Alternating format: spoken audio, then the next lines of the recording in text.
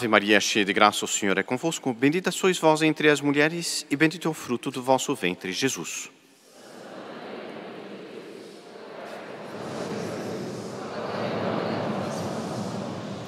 Sentem-se, por favor.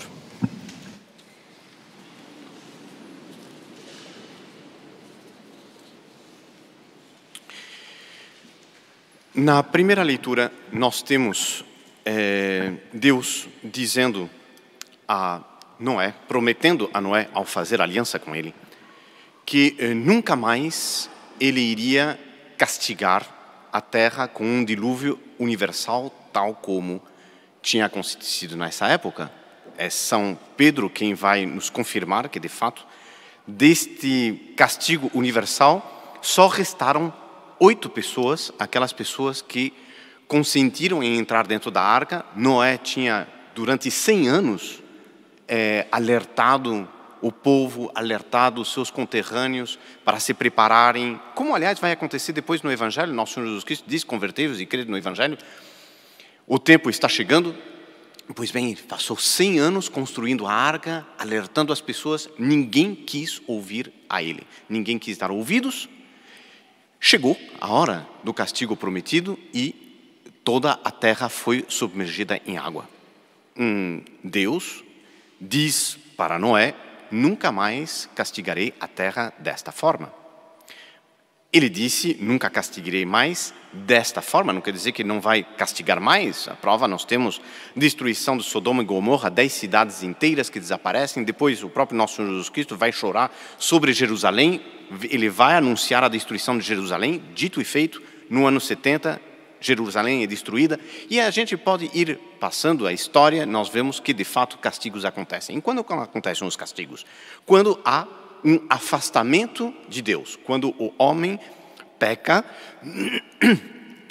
gravemente, peca de forma ostensiva, peca de forma empedernida, e o castigo, como nós vamos ver, muitas vezes é uma misericórdia da parte de Deus, um chacoalhão na consciência, por onde as pessoas, através de acontecimentos externos que se dão, uma intervenção de Deus nos acontecimentos, as pessoas aí então redescobrem o verdadeiro sentido da vida e a estrada da qual fala justamente o Salmo responsorial.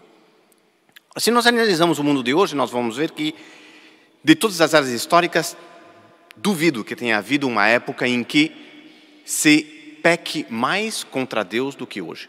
E onde o pecado esteja tão universalmente, não apenas estendido, não apenas praticado, mas inclusive defendido.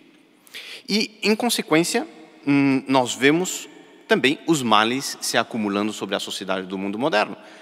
Nós vamos vendo as notícias que se multiplicam, cada vez mais preocupantes sobre o futuro do mundo.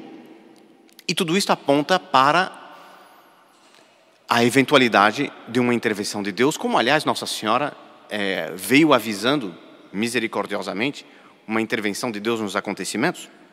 Estaríamos próximos ou não? Só Deus sabe. Nós não conhecemos o relógio de Deus. Mas nós sabemos isto sim, que quando as coisas chegam a certo ponto, a única forma é a intervenção de Deus. E frente a isto, como é que eu devo me impostar? Como é que a liturgia de hoje me coloca diante dessa situação, a situação que é minha, situação de cada um de vocês, situação do nosso mundo? Diante disto, começamos a quaresma e ao que nos convida esta quaresma. Na primeira leitura nós vemos, e isto confirmado na segunda leitura através das palavras de São Pedro, o dilúvio é um castigo, sim, uma misericórdia também, porque foi uma renovação de todas as coisas. E vejam só, poderia acontecer, Deus se desinteressa completamente da humanidade, Deus manda um castigo, arrasa com toda a terra, acabou, não quero mais saber dos homens. Não é o que ele faz. Terminou o dilúvio. Qual é a primeira comunicação de Deus com a humanidade fiel, ou seja, aqueles que estão dentro da arca? Qual é a primeira atitude de Deus? Realizar uma nova aliança. E nesta aliança, promessa de todo tipo de maravilhas, desde que o homem se mantenha unido a Deus. Um período de prova, mas depois, logo em seguir, uma aliança. E nessa aliança, a promessa da proteção de Deus, a promessa do amparo de Deus, a promessa da graça de Deus, a promessa da salvação. E a restauração da amizade de Deus com os homens. Isso só um Deus para fazer. O homem ficaria eternamente ressentido contra o outro. Castigaria e ainda depois acharia que é pouco e ainda imaginaria outras formas. Deus, como que é uma forma humana de ver, mas como que se arrepende do castigo? Manda o castigo, mas na realidade, dentro da mente de Deus, o castigo era um passo para esta restauração. O castigo era um passo para este perdão. E o castigo era inclusive um passo para, depois da restauração, fruto do perdão, instaurar ainda mais. Porque nós vamos ver, se nós fôssemos analisar, e não temos tempo para isso aqui, mas se nós fôssemos analisar a história a partir deste momento, nós vemos que a união do homem com Deus vai se entranhando cada vez mais, até o momento em que o próprio Deus se encarna. Ou seja, não podia haver entranhamento maior de Deus com as suas criaturas do que ele se fazer como que criatura junto com eles. Ele assumir a carne mortal do homem. E isto é o que acontece. A cada passo, Deus envia uma advertência, Deus envia um castigo, depois faz com os seus uma aliança ainda mais forte para o futuro. É curioso a expressão de do Sagrado Coração de Jesus aparecendo a Sor Josefa Menendez. As aparições dele são muito bonitas, as palavras dele lindíssimas. E ele tem essa expressão, disse, meu coração persegue os pecadores como a justiça persegue os criminosos. Só que a justiça persegue o criminoso para condená-lo. Eu persigo o pecador para salvá-lo. E esta, como que perseguição? É uma perseguição entre aspas. Deus, essa sofreguidão de Deus de querer salvar a todos. E ele encontra então uma alma fiel, não é imediatamente aliança. E aí então nós temos, esta é a primeira leitura, segunda leitura, nós temos o Evangelho. E no Evangelho, o que nós encontramos? Nosso Senhor Jesus Cristo, modelo absoluto nosso. Nosso Senhor Jesus Cristo é modelo nosso em todos os aspectos. Coisa misteriosa. Nosso Senhor Jesus Cristo vai para o deserto com a finalidade de ali ser tentado durante 40 dias e 40 noites. O hífen entre a vida privada dele, 30 anos de vida privada na solidão, desconhecido, só com Nossa Senhora e São José, e a vida pública, os milagres, as grandes atuações públicas com vistas depois à redenção. O que faz o hífen entre uma coisa e outra, a passagem, é este período de retiro no deserto. Chama a atenção a importância para nós de nos retirarmos, de meditarmos, de nos recolhermos sempre que vamos fazer algo de grande. Mas também a importância da tentação. É muito interessante que na segunda leitura do ofício divino, não da nossa liturgia aqui, mas do ofício divino, Santo Agostinho tem uma expressão muito feliz, e ele diz que Deus quer nos conceder grandes prêmios na eternidade. Para esses prêmios nós precisamos merecer. Merece-se mediante a vitória. Como é que eu vou vencer se eu não tenho um inimigo e se eu não tenho uma luta? Por isso o papel da tentação. E por isso ele diz, Deus não permite que ninguém escape da tentação. Por isso nosso Senhor Jesus Cristo também vai querer ser tentado. Ele vai querer ser tentado por quê? Não porque ele fosse passivo de ceder à tentação como nós, mas porque ele queria dar-nos o exemplo de como vencer a tentação. E o inimigo, nas nossas tentações, é sempre o mesmo. São Paulo é que distingue esse inimigo, descreve esse inimigo como sendo o demônio, que nosso Senhor Jesus Cristo vai encontrar no deserto, o mundo, com o qual ele vai se enfrentar na sua vida pública, e a carne. Isto é o único que nosso Senhor Jesus Cristo não tem, porque ele não tem concupiscência. Mas ele nos dá o exemplo da perfeita virtude, isto sim. E é através da virtude que nós conseguimos vencer as nossas más inclinações. Mas na nossa vida são esses três inimigos que nós enfrentamos constantemente. E por isso, a história inteira é como um grande fio de lutas, tentações e vitórias do bem sobre o mal. Todos nós estamos inseridos nesta luta. Como diz Santo Inácio, existem dois chefes, dois exércitos de dois chefes. Nosso Senhor Jesus Cristo comandando o exército do bem. o demônio comandando o exército do mal. Eu estou no meio. E a minha vida, o que é? Esses poucos anos de vida que eu tenho nas minhas mãos. Serão 10 se eu morro criança, serão 20 se eu morro adolescente, serão 30, 40, serão 120 se eu morro na ancianidade. Esse tempo me é destinado por Deus para escolher qual é o chefe que eu quero para mim. A qual dos dois exércitos eu vou pertencer? No meio ninguém fica, porque só há dois destinos eternos, ou o céu ou o inferno. E por isso, a minha vida consiste numa estrada na qual eu constantemente estou optando entre o céu e o inferno, mas só há um único destino final. E este destino final eu vou escolhendo nesta terra pelas várias escolhas que eu vou fazendo. Por isso o Salmo me insiste, mostrai-me, Senhor, a vossa estrada. Eu preciso saber qual é a estrada que Deus me tem.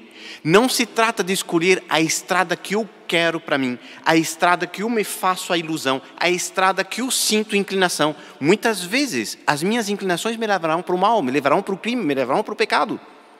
E o que eu devo fazer se eu quero realmente atingir a vida eterna, se eu quero atingir o céu, se eu quero viver com Deus, eu preciso escolher a estrada de Deus, que é a estrada dos mandamentos, a estrada da virtude, a estrada da prática do bem, a estrada do amor de Deus. E por isso, o Salmo nos diz, vossa verdade me oriente e me conduza. Hoje em dia, nós encontramos todo tipo de formas que nos apresentam verdades alternativas. A própria palavra, a própria expressão, verdade alternativa, não cola, não existe, não é incompatível uma coisa com a outra, porque só existe uma verdade. E sobretudo a partir do momento em que esta verdade se encarna, que é nosso Senhor Jesus Cristo, a partir deste momento Ele é o caminho, a verdade e a vida. Portanto, o único caminho para a salvação é o caminho indicado por nosso Senhor Jesus Cristo, quando Ele nos diz no Evangelho, crede e convertei-vos. E por isso, o relativismo moderno, que visa nos apresentar qualquer estrada como mais ou menos válida, depende da sua escolha. Sim, a sua estrada depende da sua escolha, mas acontece que existem várias estradas e só uma leva à salvação. E é isso que nos chama a atenção ao Evangelho de hoje, a liturgia de hoje, ao coadunar este Evangelho, este Salmo e a leitura que nos lembra que quando a humanidade se afasta do caminho, às vezes só uma intervenção de Deus para reencaminhar o homem para o caminho verdadeiro. E isto ainda uma misericórdia. Falando em caminho de Deus, nós aqui devemos fazer uma aplicação. E é para isso que serve a Quaresma. Como é que eu vou aplicar isto à minha vida? Muito simples. Com cada um de nós, Deus também realiza alianças. A primeira aliança que Deus realiza conosco é a própria criação.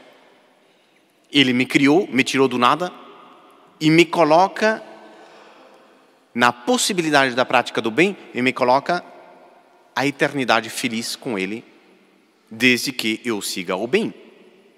Mas eu sou muito fraco. Para poder seguir esse caminho, para poder seguir esta estrada, eu preciso de uma força que eu não encontro em mim, vem de Deus. E então vem o batismo. O batismo é justamente uma nova aliança. Porque no batismo, Deus vai me conceder mais graças, mais promessas, uma união muito maior com Ele e, portanto, uma garantia de fidelidade na hora da dificuldade, na hora da tentação, na hora da minha adversidade, na hora em que eu me encontro com o meu inimigo e preciso vencê-lo. O batismo me dará forças para isso. Mas não é só o batismo. Cada sacramento que eu recebo. E, por exemplo, a confissão. Eu tenho a infelicidade de cometer um pecado grave. Ou talvez vários pecados graves. Ou de ter uma vida em pecado grave. Em determinado momento, Deus cruza o meu caminho e eu me dou conta do desastre, ou dos desastres, que eu pratiquei. E eu me dou conta que eu sou merecedor de um dilúvio pessoal. Eu sou merecedor de castigo. E então eu me volto para Deus e peço perdão. É o que não fez a humanidade da época do dilúvio. Se tivessem pedido perdão a Deus, acaso Deus não iria perdoar? Mas isso está a vida inteira, isso é Jerusalém com o nosso Senhor Jesus Cristo. Em vez de pedir perdão, o crucificaram. Mas acontece que ao longo da história inteira, Deus se volta para o homem convocando para o perdão. O homem é que não quer pedir perdão para Deus.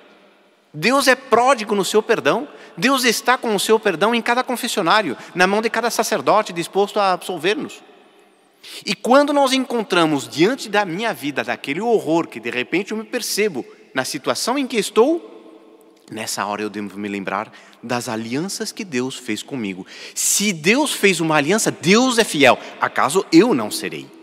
Mas Deus sempre será fiel à sua aliança. E porque Deus é fiel à aliança constituída por Ele comigo no batismo, é que Ele me espera no confessionário. E no confessionário, Ele apaga tudo. Desde que eu me confesse, de acordo com as condições da confissão, o desejo de nunca mais pecar, determinação de não mais pecar, arrependimento, etc, etc. Aí então Deus apaga tudo. E aí não é o castigo, é o perdão. E é o perdão que afasta o castigo. E aí então, não é só isso. Porque na confissão, Deus realiza uma nova aliança comigo. Nessa hora de me absolver, Deus não só restitui a graça dele, Ele não retribui todos os dons que eu tinha perdido com o pecado, mas Ele acrescenta algo a mais. E este algo a mais, inclusive, não só, mas inclusive graças para não voltar a pecar. Então, nós temos ao longo da nossa história uma sucessão de alianças de Deus comigo. E a Quaresma, e a liturgia de hoje, e o Evangelho de hoje, nos chama a nos colocar diante das alianças que Deus fez comigo e me perguntar: a quantas eu ando com estas alianças? Sou fiel ao meu batismo? Estou sendo fiel àqueles arrependimentos sucessivos que em cada confissão eu tenho manifestado? Eu de fato me afastei do pecado, como tantas vezes prometi na hora de rezar o meu ato de contrição? Eu estou sendo fiel, por exemplo, ao meu caráter de soldado de Cristo, recebido na aliança constituída por Deus por ocasião do sacramento do Crisma? Essas alianças se dão também através de bons conselhos, bons livros que eu tenha lido, coisas que eu tenho ouvido. Às vezes é um amigo que me dá uma instrução. É um conselho que eu ouço de um confessor na hora da confissão. Tudo isso são elementos por onde Deus se comunica comigo. Tudo isso são alianças. Estou sendo fiel a estas alianças. Grosso modo, acho que sim. Preste atenção. Haverá alguma aliança à qual eu não tenha sido fiel? Ou não esteja sendo fiel? Meus compromissos com Deus, meus compromissos com a igreja, meus compromissos com a minha família, com a minha esposa, com o meu esposo, com os meus filhos, se eu sou professor, com os meus alunos, se eu sou patrão, com os meus empregados. Será que há algum compromisso com o qual eu não esteja sendo fiel? Deus está esperando e me está enviando esta palavra hoje para eu me dar conta e então perceber, de fato, neste ponto, não estou sendo fiel. Às vezes, não é só isso, é um convite a mais. Desde há muito, eu estou sentindo como que Deus me empurrando. Deus quer algo. Não sei o que Deus quer de mim, mas Ele quer algo a mais. Ele não está satisfeito apenas no ponto que estou. Claro, porque no céu, Ele me quer no auge, no alto. Ele não me quer lá embaixo. Ele me quer no alto do céu. E então, haverá algo por onde eu possa subir mais, ser mais fiel, criar talvez com Deus uma nova aliança, fruta de novas graças. Qual é este caminho?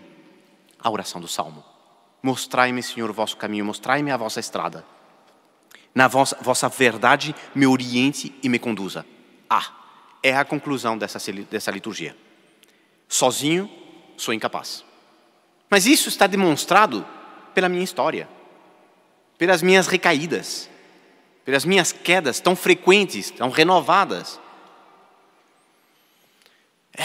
Sei lá, ocasiões próximas, com o celular, com a internet, por exemplo, aqueles lugares onde eu estive, não deveria ter estado, sei que está errado, mas de repente eu me dou conta, estou lá de novo. É uma má amizade, algo que me leva para o mal, é algo que me arranca tempo, nem que seja só isso. Tempo é uma criatura de Deus, foi me dado por Deus. Eu, de repente, no aplicativo, eu verifico que esta semana, gastei tantas horas vendo histórias, mensagens, vídeos, sei lá. Suponhamos coisas boas, de repente coisas erradas. E qual é o tempo que eu reservo para Deus? Eu faço este exame de consciência? Quantas vezes eu faço? Quantas vezes eu paro para pensar nisso? Se eu paro para pensar nisso, quantas vezes eu me aplico seriamente para solucionar isto? Para colocar uma pedra sobre aquilo que me afasta de Deus? Ou eu coloco esta pedra como um escalão para subir mais próximo de Deus? O que é certo é que na hora de tomar estes propósitos, sobretudo na hora de viver esses propósitos, sozinho sou incapaz. Eu preciso recorrer a uma outra força, que não é a minha.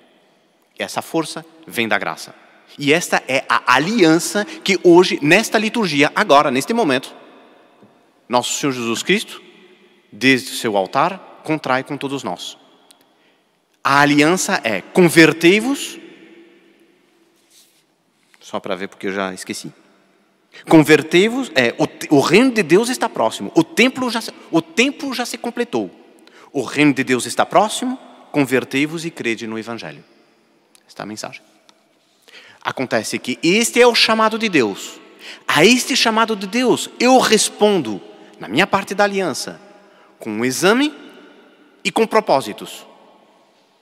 Mas o meu propósito é estéril. Eu tenho uma direção e um grande desejo, mas eu não tenho forças. Volta para Deus. É a parte da sua aliança. Ele que me convida, também me dá forças. E aí nós encontramos a Arca de Noé por excelência. Qual é esta Arca de Noé? O coração sapiencial e imaculado de Maria. Porque ela é aquela que, acima de tudo, colocou a santidade e a sua união com Deus. Todo o resto era secundário. E tudo aquilo que se levantava contra esta união dela com Deus era inimigo e tentador. Fica no deserto, não com Nossa Senhora. Porque do lado de Nossa Senhora só encontramos santidade. E ela não é apenas santidade, como medianeira, ela é também canal de santidade para nós. Ela é como, em Caná, aquela que proporciona o milagre da conversão, da transmutação da água em vinho. E ela também, com uma palavra, pode transmutar as nossas almas da água suja do pecado para o excelente vinho da santidade. Depende de nós corrermos para ela.